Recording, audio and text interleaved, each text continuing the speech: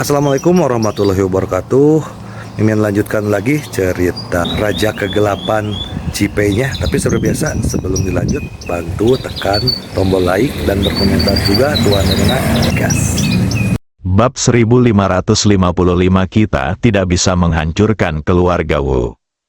Shangri-La Hotel, terdengar ketukan di pintu rumah saudara Long. Dan sekilas pandangan tidak senang terpancar di mata saudara Long saat dia duduk sendirian. Dia sedang berlatih saat ini dan sangat benci diganggu. Karena mengira itu adalah seorang pelayan, saya tidak berkata apa-apa dan menunggu hingga dia mengira ruangan itu kosong lalu pergi.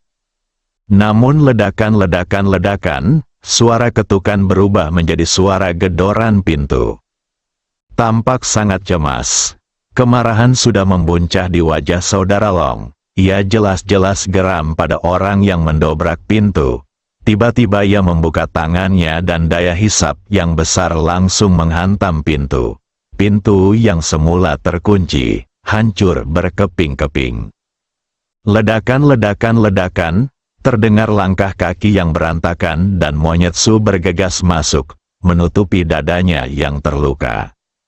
Saudara Long tercengang ketika melihat ini. Su Hou sudah berbicara dengan cemas. Oh tidak, anak buah Ji Fei menyelamatkan Zhao Wenqian dan melukaiku dengan parah. Apa? Tanya saudara Long dengan heran. Saat aku tiba, Wu Chengjun juga ada di sana, dan bawahan Ji Fei, Qi Yuan juga ada di sana. Patah, sebelum Su Hou sempat menyelesaikan kata-katanya, ia mendengar suara retakan tulang di lehernya. Kemudian, raut wajah terkejut dan kesakitan yang mendalam muncul di wajahnya. Ia menatap saudara Long dengan tak percaya dan penuh tanya. Saya tidak tahu mengapa mereka membunuhnya, dia adalah adik laki-laki saudara Long. Tetapi kepalanya terkulai ke samping, dan dia sudah mati, jadi dia tidak punya kesempatan untuk bertanya. Dia selalu bermimpi untuk menata kembali jalan Suzong, dan bahkan menjadi pemimpin jalan Suzong, tetapi mimpinya tidak pernah terwujud. Dasar bodoh, kau membawa Ji Fei ke tempat ini dan memperlihatkan keberadaanku.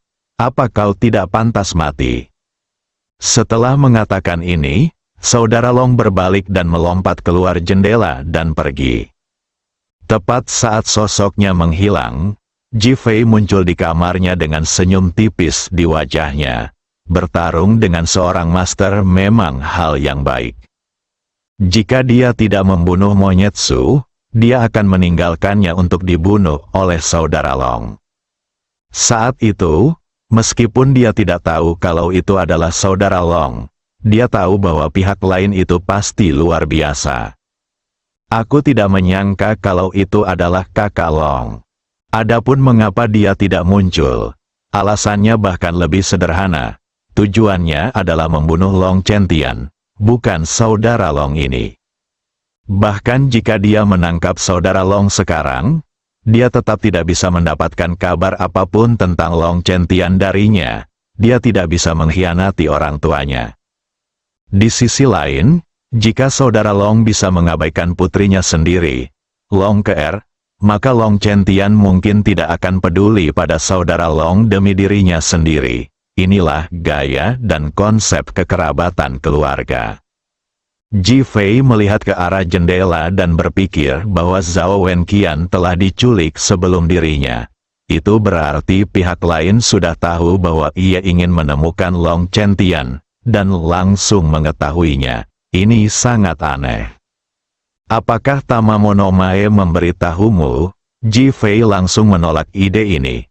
Tamamonomae sekarang berharap dia akan bertarung dengan Long Chentian, atau bahkan menemukan Long Chentian sesegera mungkin. Bagaimana mungkin dia memberitahu Long Chentian? Telepati, 4 kata ini tiba-tiba muncul di benak Ji Fei, dan dia memutuskan untuk kembali dan bertanya kepada Su Piaomiao untuk melihat apakah dia tahu. Ji Fei pergi tanpa henti.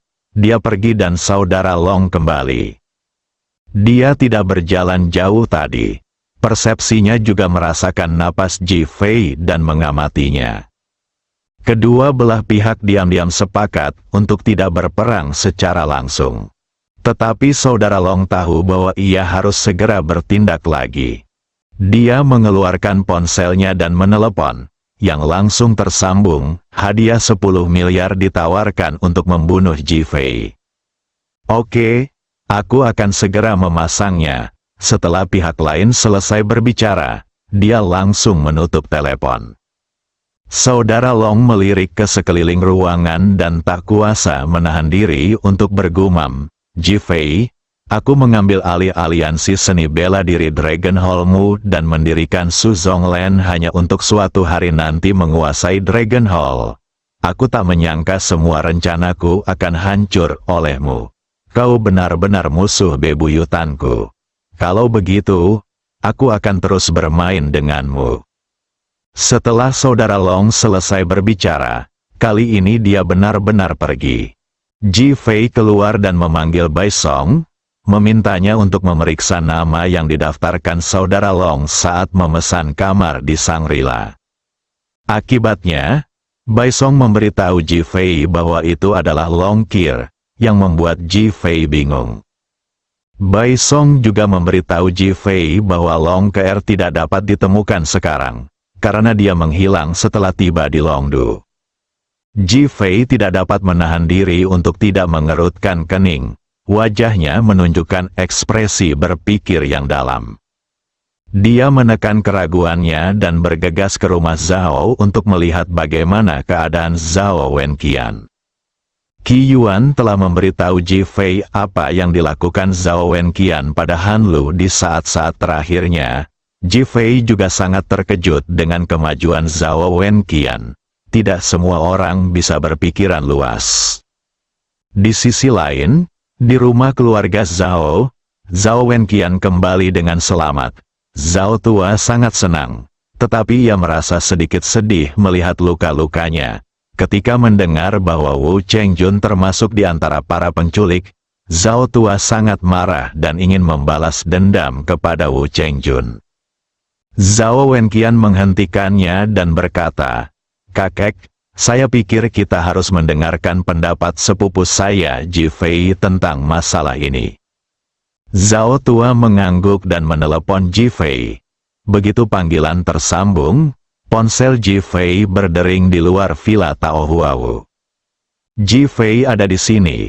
Meskipun Zhao Wenqian terlatih-tatih, dia tetap berlari keluar untuk menyapa Ji Fei dan tampak sangat ramah.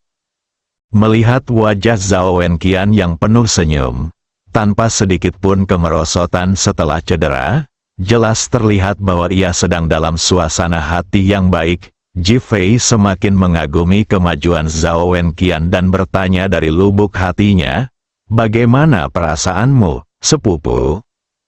"Tidak apa-apa, panggil saja aku Zhao Wenqian. Aku merasa bersalah menjadi sepupumu." Zhao Wenqian berkata cepat, dia merasa tidak layak menjadi sepupu Ji Fei, meskipun Ji Fei adalah bosnya.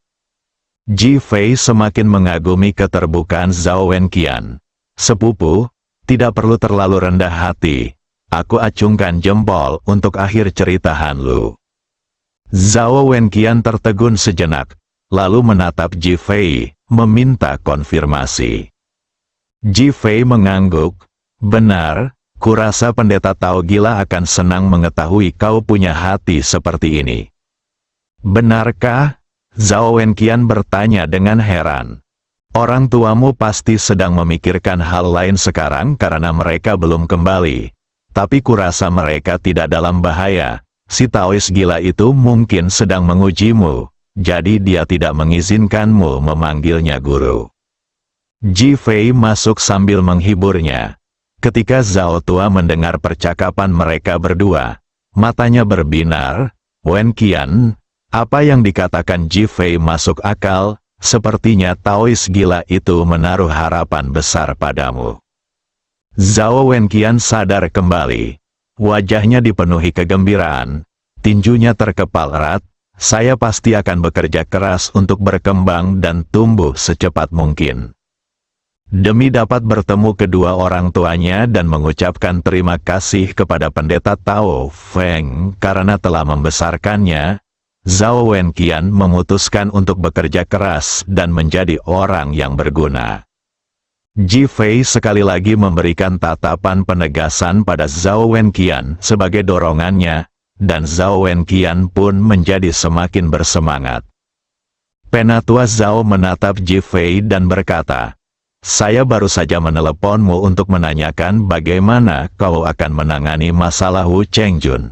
Dia menculik Wen Qian, dan masalah itu tidak bisa dianggap enteng.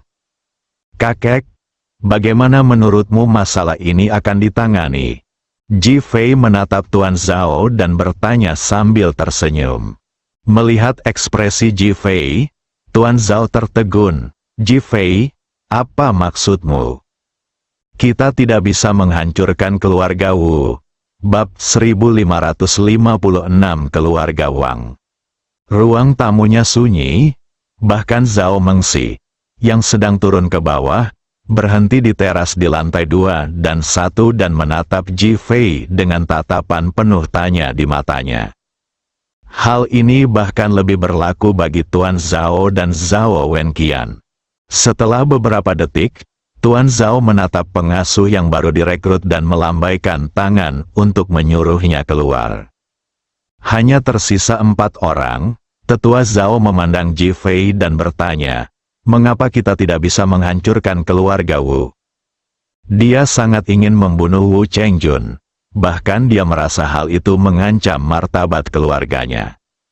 Ji Fei menatap Zhao tua dan berkata dengan sungguh-sungguh, "Berapa tahun yang dibutuhkan sebuah keluarga untuk bangkit? Aku yakin kakek tahu ini, kan?" Penatua Zhao mengangguk. Keluarga Zhao telah berkembang hingga hari ini setelah melalui banyak kesulitan selama hampir 100 tahun. Dan kau telah menjadi salah satu dari 4 keluarga besar negeri naga. Aku penasaran, berapa banyak mayat keluarga yang tergeletak di kakimu? Dan berapa banyak darah yang telah tertumpah?" Dihadapkan dengan pertanyaan Ji Fei, Tuan Zhao tetap diam saja. "Apakah kau benar-benar berpikir bahwa hanya 4 keluarga yang tersisa yang memiliki kekuatan keluarga?"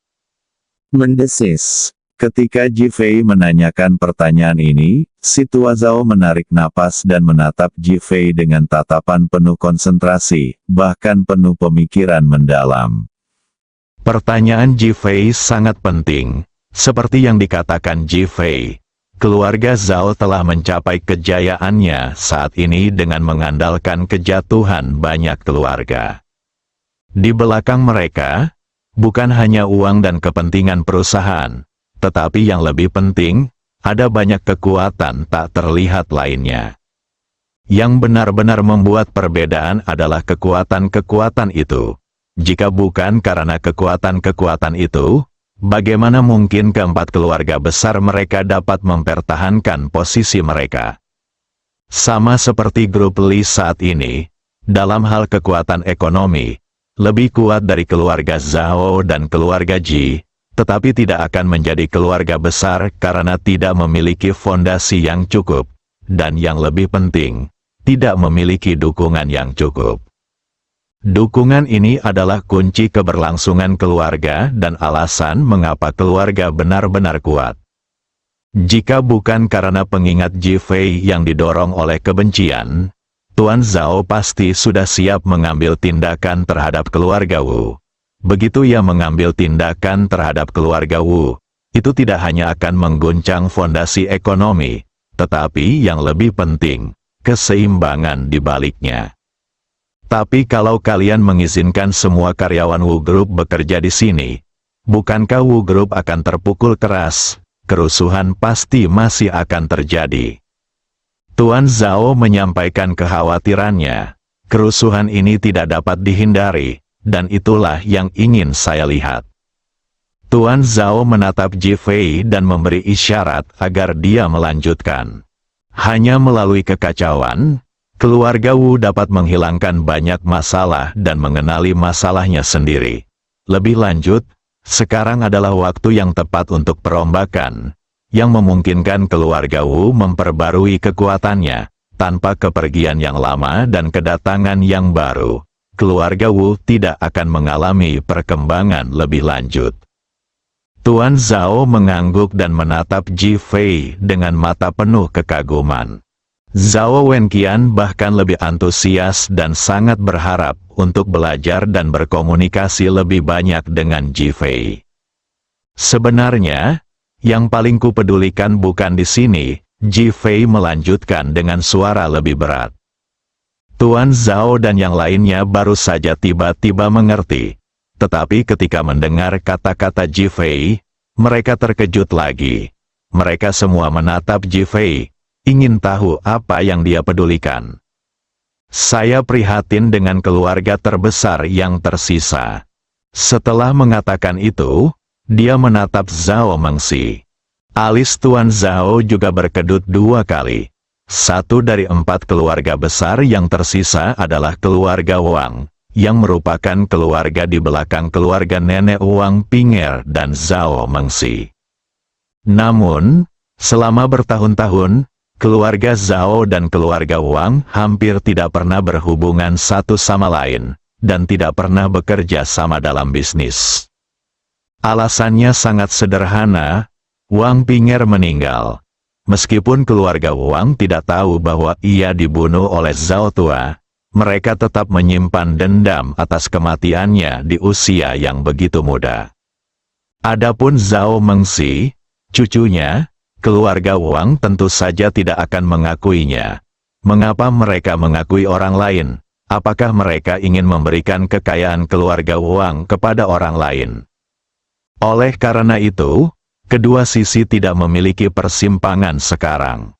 Ji Fei, kau tak perlu khawatir tentangku, aku tak ada hubungannya dengan mereka, kata Zhao Mengsi cepat. Penatua Zhao juga mengangguk, keluarga Wang tidak mau memperhatikan keluarga Zhao kita, dan keluarga Zhao kita juga tidak mau memperhatikan keluarga Wang mereka. Ada nada penghinaan dan ketidakpuasan yang sama dalam nada bicaranya, bahkan sedikit nada bosan.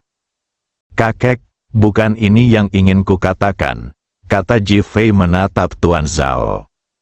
Apa itu? Sekarang di Longdu, kita sudah membuat begitu banyak masalah, tapi keluarga Wang bersikap seolah-olah tidak terjadi apa-apa.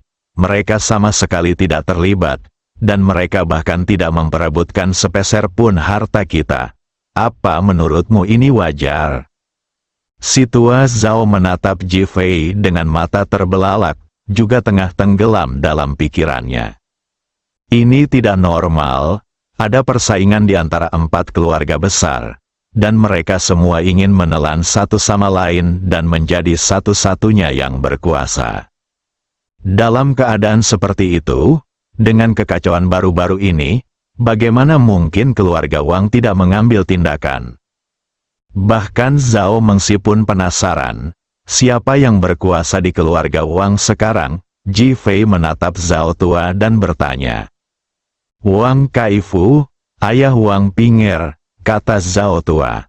Berapa umurnya? Ji Fei sangat terkejut ketika mendengarnya. Bahkan Zhao Mengsi sudah berusia lebih dari 40 tahun, lalu bagaimana dengan kakeknya?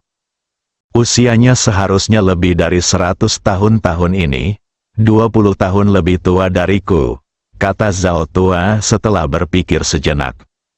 Ji Fei tak kuasa menahan diri untuk tidak terkejut ketika mendengar usianya sungguh tidak muda lagi. Bagaimana kesehatanmu? Saya tidak yakin soal ini, saya sudah bertahun-tahun tidak bertemu mereka.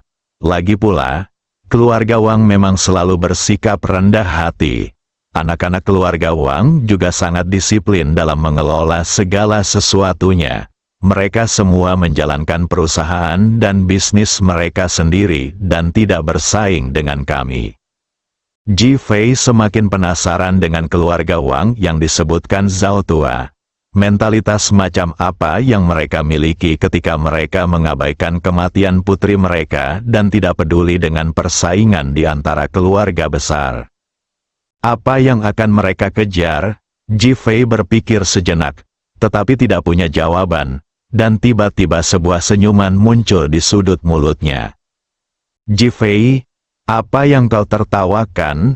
Tanya Zhao Tua menatap Jifei. Wu Chengjun pasti sangat ketakutan sekarang. Aku menduga dia kemungkinan besar akan bergabung dengan keluarga Wang.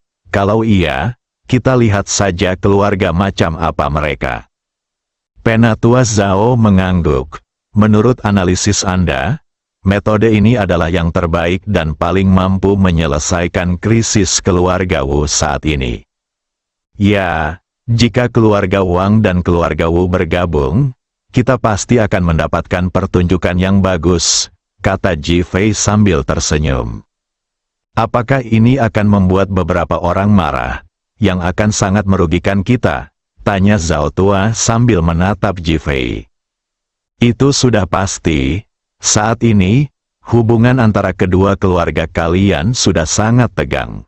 Jika bukan karena posisiku sebagai Master Dragon Hall, ketidakpastian seputar hubungan masa depan antara kedua keluarga kita, dan ketidakpulangan ibu dan ayahku, apa menurutmu perusahaan kita akan berkembang begitu lancar? Zhao Tua terdiam sejenak, dengan raut wajah khawatir. Jika perkataan Jifei benar, perkembangan masa depan mereka akan berada dalam bahaya besar. Sebuah pohon yang menonjol di hutan akan patah karena angin. 4 keluarga besar ini menciptakan keseimbangan. Jika salah satu hilang, akan terjadi kekacauan. Jifei tidak tinggal lama dan kembali ke rumah Fei Tang. Urusan saudara Long adalah inti masalahnya. Dan urusan keluarga hanyalah pengingat bagi keluarga Zhao untuk tidak impulsif. Wu Chengjun sudah pergi ke rumah Wang saat ini. Bersambung.